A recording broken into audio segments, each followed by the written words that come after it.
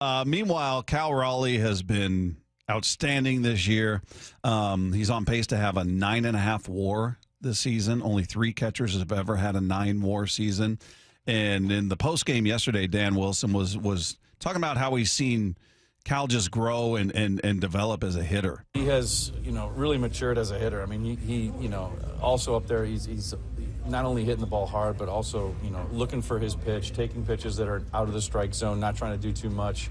A double early in a ball game, left-handed, and then hit that line drive homer right-handed. I mean, he's locked in right now, and when he's contributing offensively, and then what he does for us behind the plate. That's a great effort from Cal. Again today, after a night game, a quick turnaround for him, but really nice job for Cal today. 16 home runs, tied for third. Is that what they're saying? Anyway, this looks good for Cal right now. And then the other thing that's kind of unusual is his average is up. Is he at 242 now? Yeah, 249. He's 249 right now. Yeah. So. Yeah, he's just been incredibly valuable. And then his career high is 232 in 23. Right. So, yeah, and then, the other thing is, once he gets behind the plate and how good he is with his, full rotation going, I mean, that's such a huge part of it that, it's just hitting for average, hitting in key situations, 16 home runs. OPS is 954. I mean, he's having a great year.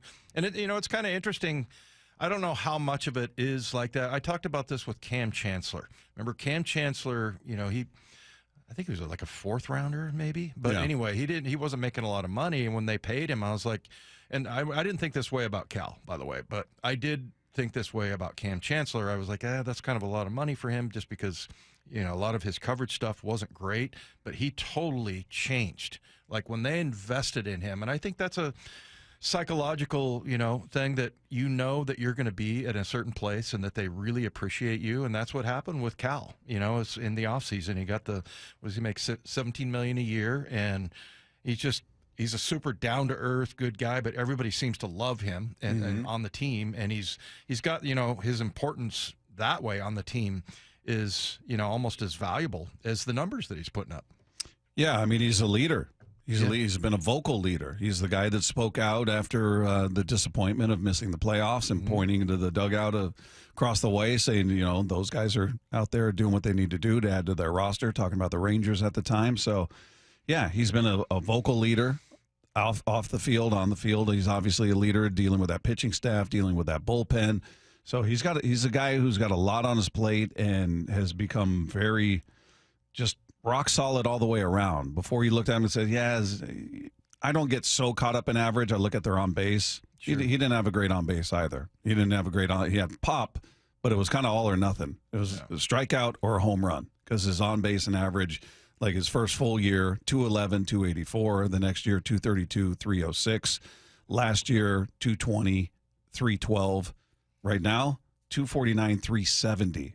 So his on base is way up, which you love to see. He's as Dan said there, he's waiting on his pitch. He's showing some discipline up there. So he's still striking out a fair amount. He's got 53 strikeouts already. So you'd love to see that number come down. But look, I'm nitpicking now because he does everything so well and he's improving everywhere.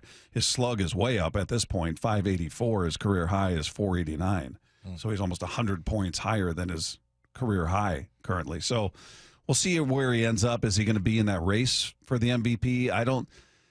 Catchers they tend to fade, just the beating they take. They get in the heat of the summer, wears on your body. We'll see how they work him. Like how many days a week are they going to give him off? How many days a week are they just going to let him DH, take him out from behind the plate? Yeah. Or how many full days off does he get?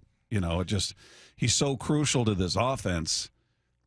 If I'm Dan Wilson, I'm going, I know I got to get him rest, but how do I just sit him and have him do nothing? He's just too crucial to what we're doing. Now, if Julio continues with this path and he gets red hot and maybe Rosarena gets red, if other guys are really starting to find it, all right, maybe you feel more comfortable about, all right, he's not doing a thing today. Yeah. We're not going to him unless it's a dire emergency. I think Jorge Polanco needs to be that guy right now, though, as far as being the designated hitter if you're going to put him out there. But, yeah, I mean, Cal's going to get beat up. There's no question. Remember in the offseason, we went to a thing the Mariners had, some kind of a media thing, and he sat down with us, and he was talking about he had surgery. And I think a few of us didn't even know that he'd had surgery. And Well, that was his thumb thing, the ligament. Yeah. Yeah. And so, he was talking about it, and it was like we kind of found out he had injured that like a month before or something, before the end of the season. And so he played through that. Then there's a couple times I've stopped at his locker, and, he's got like you can see, he said the ones that are most annoying are the ones that hit you on the inner thigh, and that happens quite a bit, like a foul tip or whatever. And you could see the stitches of the baseball Yeah. on his leg. So he's a tough guy in that way, but you do worry about him kind of breaking down, but he seems to take good care of his body. And by the way, the whole thing about the money, investing in Cam and investing in Cal, it's more about, I think it's not like, hey, I'm finally getting paid, so now I'm going to play harder. No, it's more that where you're going to be. So it's just one less thing to think about. And I think for Cal, that did him a lot of good, just knowing that, hey, this team, he likes the area. He likes, what the people. I mean, he even said he liked Brock and Salk. I think he was kidding. During spring training. Yeah, that was a joke. But, yeah, I mean, it's not just about the money. It's about being, knowing where you're going to be for pretty much the rest of your career.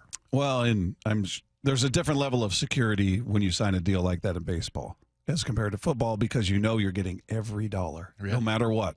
Right. He's getting every dollar of that contract. Whereas Cam, he signs that deal, that's not guaranteed.